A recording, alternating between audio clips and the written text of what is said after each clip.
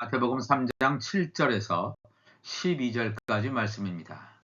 타작마당을 정하게 하는 때라 하는 제목으로 말씀을 나누겠습니다. 먼저 본문을 읽어드리겠습니다. 3장 7절 요한이 많은 바리새인들과 사두개인들이 세례 베푸는 대로 오는 것을 보고 이르되 독사의 자식들아 누가 너희를 가르쳐 임박한 진노를 피하라 하더냐. 그러므로 회개에 합당한 열매를 맺으로 아브라함이 우리 조상이라고 생각하지 말라. 내가 너희에게 이르노니 하나님이 능히 이 돌들로도 아브라함의 자손이 되게 하시리라. 이미 도끼가 나무 뿌리에 놓였으니 좋은 열매를 맺지 아니하는 나무마다 찍혀 불에 던져지리라. 너희로 회개하게 하기 위하여 물로 세례를 베풀거니와 내 뒤에 오시는 이는 나보다 능력이 많으시니 나는 그의 신을 들기도 감당하지 못하겠노라. 그는 성령과 불로 너희에게 세례를 베푸실 것이요 손에 키를 들고 자기의 타작마당을 정하게 하사 알곡은 모아 곳간에 들이고 쭉정이는 꺼지지 않는 불에 태우시리라. 아멘. 타작마당을 정하게 하는 때라 하는 제목으로 말씀을 나누겠습니다. 2025년 한 해는 이미 여러 징조들이 보여지듯이 엄청난 혼란이 몰려올 것임을 암시하고 있습니다. 왜냐하면 올해는 예수님께서 타작마당을 정하게 하는 시기이기 때문입니다. 하나님의 나라에 들어가는 자와 들어가지 못하는 자로 구분되어지는 그러한 시기와 맞물려 있기 때문입니다. 본문 말씀을 통해서 이 시기를 집중적으로 조망함으로 세월을 아끼는 지혜를 가지기를 소망합니다. 율법의 마지막 선지자인 세례 요한이 예수님이 오셔서 천국 복음을 전파하시기 전에 물 세례를 통해서 구원받을 자들을 준비시키는 장면을 보여주고 있습니다. 물론 세례 요한의 물 세례는 예표일 뿐이지 구원의 효력이 완전히 나타난다고 볼 수는 없습니다. 많은 무리들이 세례 요한이 물 세례를 베푸는 요단강으로 달려가고 있는 이 놀랄만한 상황이 연출되고 있을 때 느긋하게 기다리며 세례 요한과 무리들을 속으로 무시하며 조롱하고 있었던 당시의 종교 지도자들인 바리새인과 사두개인들은 놀랄만한 광경이 펼쳐지는 요단강에 직접 방문하여 그 실상을 알아보기로 하였습니다. 그들 각자의 속사정은 다를 수 있지만 어떤 자들은 내심 세례 요한의 물세례의 효력이 혹시 발휘되는 것은 아닌지, 혹은 요한이 베푸는 물세례를 인정하지 않으면서 단순히 호기심의 차원에서 현장에 온 자들도 있었을 것입니다.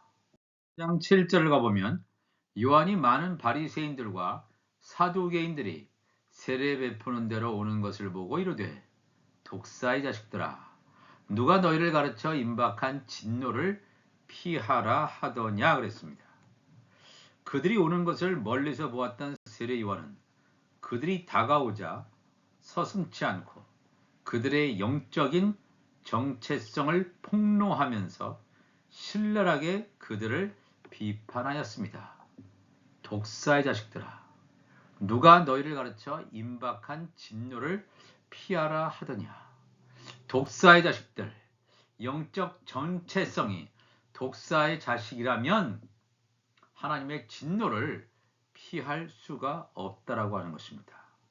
세례 요한이 보기에 그들은 하나님의 구원 계획에 들어있지 않은 독사의 자식으로 비춰졌던 것입니다. 하나님의 구원 계획에 들어있지 않은 자들에게 닥치는 임박한 진노를 증거하고 있습니다.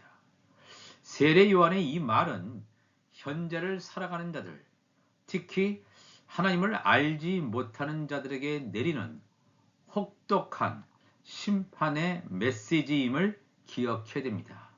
이것이 2000년 전의 사건이 아니라 오늘 살고 있는 우리에게, 독사의 자식들, 하나님의 구원 계획에 들어있지 않은 뱀의 후손들에게 미치는 임박한 진노가 있음을 분명히 드러내고 있습니다. 너희들 중에서 혹시 구원받을 만한 열매가 있다면 그들은 회개에 합당한 열매를 맺어야 할 것임을 분명히 증거하고 있습니다. 그러므로 회개에 합당한 열매를 맺어라 그랬습니다. 회개에 합당한 열매. 이 열매를 통해서 그 사람이 구원받을 자인지 구원받지 못할 자인지를 주님께서 판단하시겠다고 말씀하고 있습니다. 그들이 습관적으로 해온 종교 행위와 같은 종교 의식으로서의 회개가 아니라 하나님의 말씀을 받아들임으로 육이 죽는 고난을 감내해야 함을 선포하고 있습니다. 세례 요한이 그들을 보기에 그들은 종교적 유산에 함몰되어서 자신들의 조상, 즉 아브라함의 후손으로서의 종교적인 우월감, 자긍심에 빠져서 자신의 믿음을 살펴볼 수 있는 그 길을 완전히 잃어버렸다는 것입니다. 여기 9절에도 나와 있죠. 속으로 아브라함이 우리 조상이라고 생각하지 말라. 우리의 조상이 믿음의 조상이기 때문에 우리는 당연히 구원받을 것이다. 이런 거짓에 속지 말라는 것입니다. 내가 너희에게 이르노니 하나님이 능히 이 돌들로도 아브라함의 자손이 되게 하시리라 그랬습니다. 종교적인 유산, 종교적 가문에 기대어서 자신을 확대 평가하는 어리석음에서 나오라는 것입니다. 종교적인 가문과 유산이 각자의 구원을 보장할 수 없다는 것입니다. 또한 종교적 유산, 종교적 가문 자체가 하나님이 인정한 것이 아니라는 것입니다.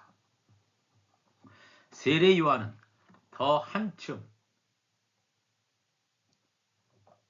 목소리를 높여서 이 돌들로도 아브라함의 자손이 되게 하시리라는 그러한 메시지를 내놓았습니다. 사람이 보기에 아무런 가능성도 생명도 없는 것처럼 보여지는 죽은 돌들, 살아날 가망성이 전혀 없는 것처럼 보인다 할지라도 하나님이 하시면 죽은 돌이 흰 돌이 되는 하나님의 역사가 일어날 것임을 증거하고 있습니다. 현장에 온 바리새인들과 사두개인들은 스스로 자기 자신을 가리켜서 산자들이라고 여기고 있지만 실상은 죽은 자들임을 스스로 깨닫지 못하고 있습니다.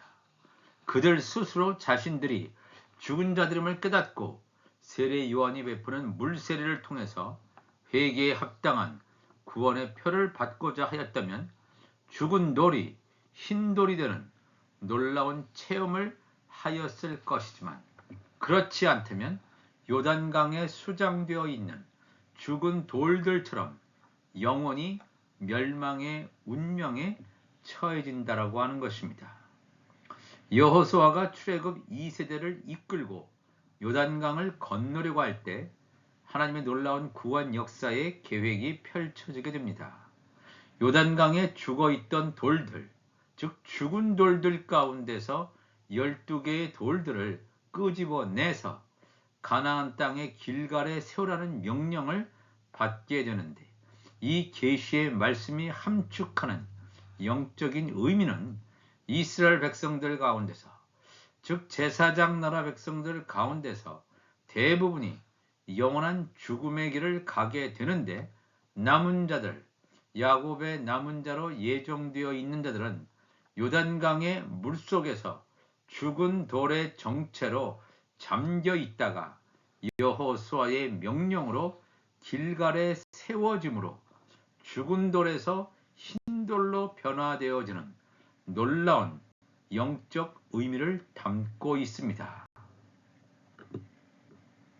장 17절 가보면 버가모 교회에게 주시는 성령의 말씀을 통해서 귀 있는 자는 성령이 교회들에게 하시는 말씀을 들을지어다. 이 마지막 때는 성령의 음성을 들을 수 있어야 됩니다. 이기는 그에게는 내가 감추었던 만나, 즉 영원한 복음을 주고 또 흰 돌을 줄 터인데, 죽은 돌을 가지고 있는 자는 다 죽는 것입니다. 영적으로 죽는 것입니다. 그런데 죽은 돌이 변하여 흰 돌을 가지게 되는 하나님의 종들, 제사장 나라의 이 백성들이 구원을 받을 것임을 증거하고 있는 말씀이 되겠습니다. 그 돌 위에 새 이름을 기록한 것이 있나니 받는 자밖에는 그 이름을 알 사람이 없다라고 분명히 성경은 증거하고 있습니다.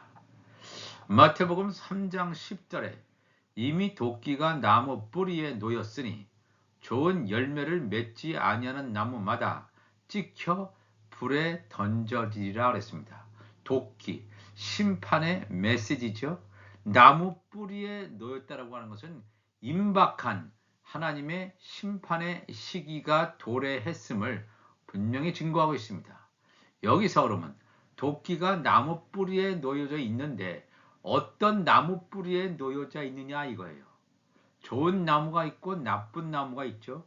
좋은 나무와 나쁜 나무를 어떻게 구별하냐 하면 좋은 열매를 맺는 나무는 좋은 나무가 되겠죠. 근데 좋은 열매를 맺지 아니하는 나무는 나쁜 나무가 됩니다. 아무리 겉 외형으로는 여러 가지 잎이 있고 휘황찬란하게 보인다 할지라도 좋은 열매를 맺지 아니하는 나무는 찍혀 불에 던져질 것이다. 영원한 불못에 들어가게 될 것이다 라고 하는 것을 성경이 우리에게 증거해 주고 있습니다. 마태복음 7장 15절 보면 거짓 선지자들을 삼가라. 양의 옷을 입고 너희에게 나아오나 속에는 노략질하는 일이라. 그들의 열매로 그들을 알지니 가시나무에서 포도를 또는 엉겅퀴에서 무화과를 따겠느냐. 이와 같이 좋은 나무마다 아름다운 열매를 맺고 못된 나무가 나쁜 열매를 맺나니 좋은 나무가 나쁜 열매를 맺을 수 없고 못된 나무가 아름다운 열매를 맺을 수 없느니라. 아름다운 열매를 맺지 아니하는 나무마다 찍혀 불에 영원한 불못에 던져질 것이다. 즉 가시나무에서 포도를, 이 포도 열매는 하나님의 아들들의 열매란 말입니다. 가시나무와 같은 자, 즉 가라지와 쭉정이를 그러한 것을 베게 되는 가시나무에서 하나님의 아들들의 열매를 낳을 수가 없다는 것입니다.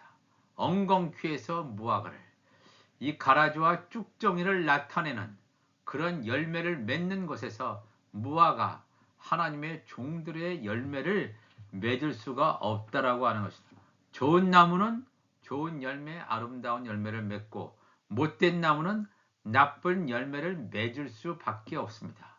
자기의 영적 정체성대로 열매가 나타남을 분명히 성경은 증거하고 있습니다. 이 좋지 않은 나무가 나쁜 열매를 맺는데 그 나무마다 찍혀 영원한 불에 던져질 것이다. 가라지와 쭉정이가 영원한 불에 던져질 것임을 분명히 성경은 증거하고 있습니다.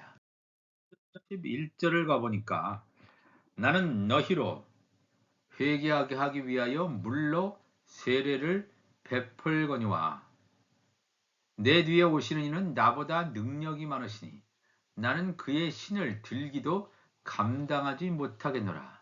그는 성령과 불로 너희에게 세례를 베푸실 것이다.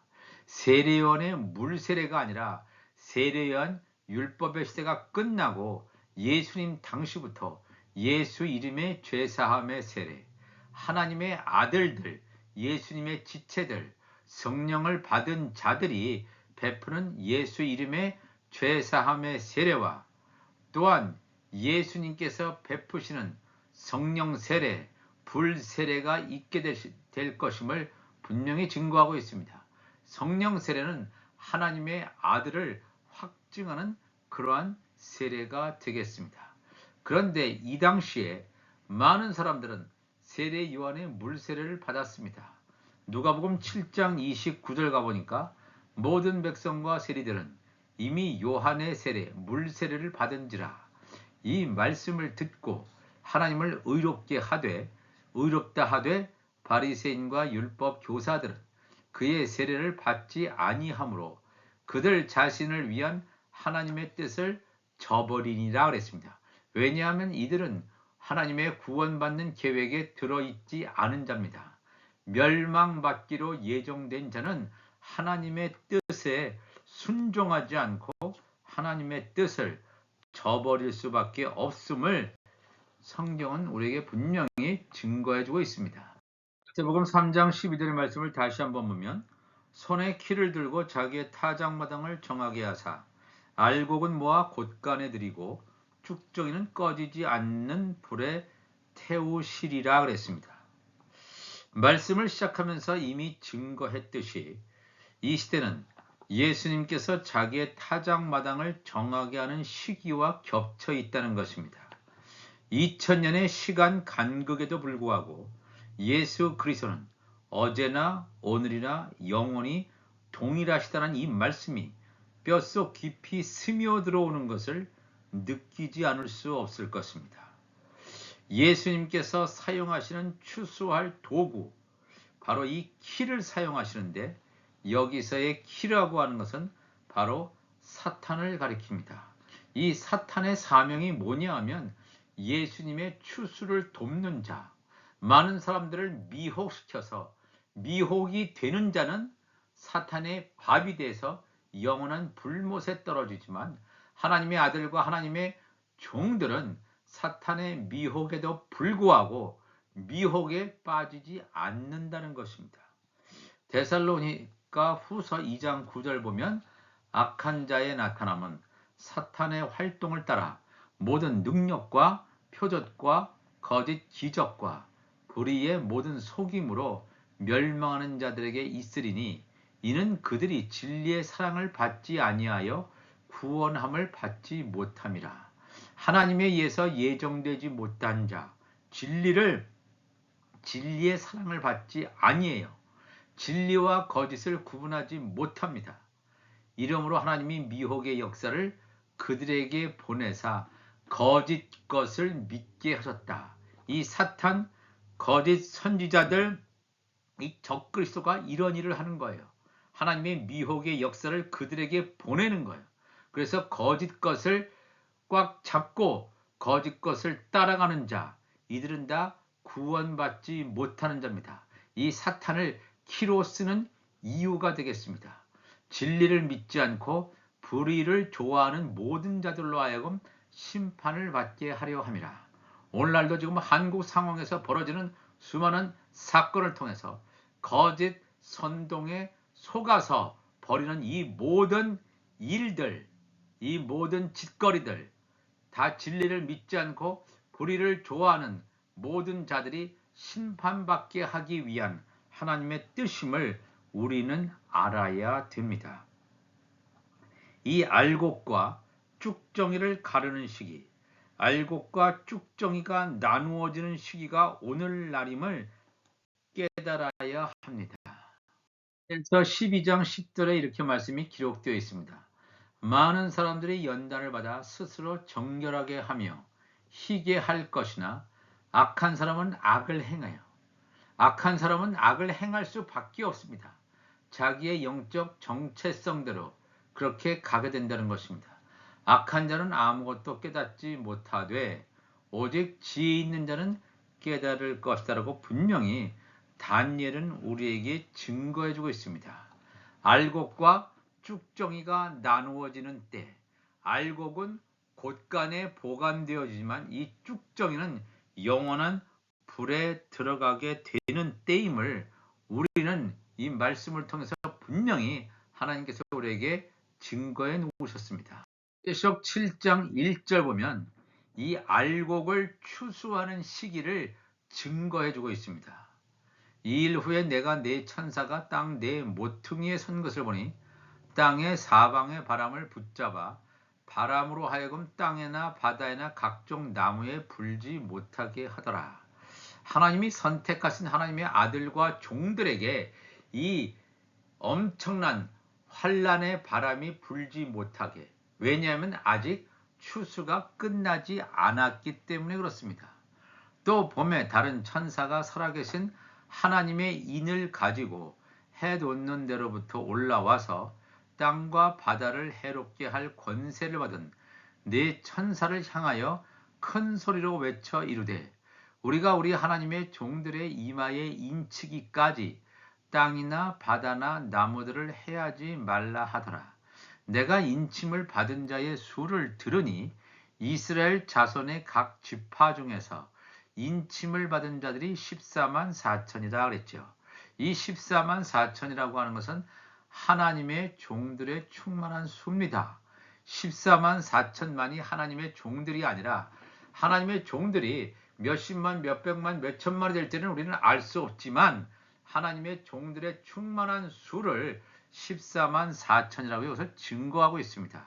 즉 알곡으로 추수되는 자, 즉 이 하나님의 인을 맡는 자, 알곡으로 추수되어서 곳간에 넣어지는 자들을 여기서 증거하고 있습니다. 즉 하나님의 종들 알곡을 추수하기 위해서 그들의 이마에 하나님의 인을 치는 시기, 우리가 살고 있는 이 시기임을 우리가 분명히 깨달아야 됩니다. 그런데 하나님의 인을 치는 시기가 영구히 계속되는 것이 아니라 이것이 끝날 때가 온다는 것입니다. 곧 있으면 이제 끝나게 되는데, 알곡의 추수가 다 끝나면, 어린 양의 생명책에 기록되어져 있는 하나님의 종들의 추수가 끝나면 하늘문이 닫혀버립니다. 더 이상 추수는 없다라고 하는 것을 우리가 기억해야 됩니다. 계시록 9장 1절 보면 알곡의 추수가 끝났을 때, 저 이 일곱 천사들이 나팔을 부는 그러한 요한계시록의 증거 가운데서 첫 번째 천사부터 시작해서 네 번째 천사까지가 이 알곡을 추수할 때까지 이루어지는 상황이라면, 알곡 추수가 끝난 다음에 다섯째 천사가 나팔을 분다라고 하는 것은 이미 하나님의 인이 쳐진 시기가 끝났다는 것입니다. 다섯째 천사가 나팔을 불매 내가 보니 하늘에서 땅에 떨어진 별 하나가 있는데 그가 무저갱의 열쇠를 받았더라. 그가 무저갱을 여니, 즉 적그리스도의 등장을 예고하는 말씀이 되겠습니다. 그 구멍에서 큰 화덕의 연기 같은 연기가 올라오매 해와 공기가 그 구멍의 연기로 말미암아 어두워지며, 또 황충이 연기 가운데로부터 땅 위에 나오매 그들이 땅에 있는 전갈의 권세와 같은 권세를 받았더라.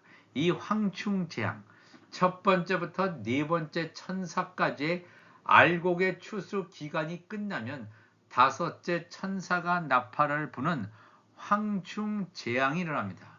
황충 재앙이라고 하는 것이 바로 무슨 것을 암시하냐면, 알곡의 추수가 끝난 다음에 하나님의 인을 이마에 맞지 못한 자에게 내리는 하나님의 심판, 5달 동안 내리는 하나님의 심판이 됨을 성경은 우리에게 증거해주고 있습니다. 알곡과 쭉정이를 가르는, 알곡은 이 하나님의 종들의 추수는 네 번째 천사가 나팔을 부는 시기까지가 끝납니다. 그 추수가 끝난 다음에는 더 이상 하나님의 아들들과 하나님의 종들의 추수는 더 이상 있지 않고, 이제는 알곡은 다 추수되었으니까 쭉정이와 가라지만 남게 되는데, 쭉정이에 대한 심판이 황충재앙임을 성경은 우리에게 증거하고 있습니다. 우리가 살고 있는 이때는 요한계시록이 열려지는 이때에 삽니다. 창세기부터 요한계시록까지 하나님의 말씀에 놀라운 계시가 열어지는 이때에 우리가 정신을 똑바로 차리고 이 세상 것이 아니라 하나님의 음성을 듣는, 성령의 음성을 들음으로 말미암아 마지막 때 예수 그리스도의 재림을 준비하는 지혜로운 다섯 처녀들이 되시기를 주님의 이름으로 축원합니다. 기도하시겠습니다. 하나님 아버지 감사합니다. 오늘도 귀한 말씀을 함께 나누었습니다. 이 말씀을 통해서 우리의 육이 죽고 영이 살아남으로 말미암아 이 말씀이 내 안에서 아구까지 채워지게 하여 주옵소서.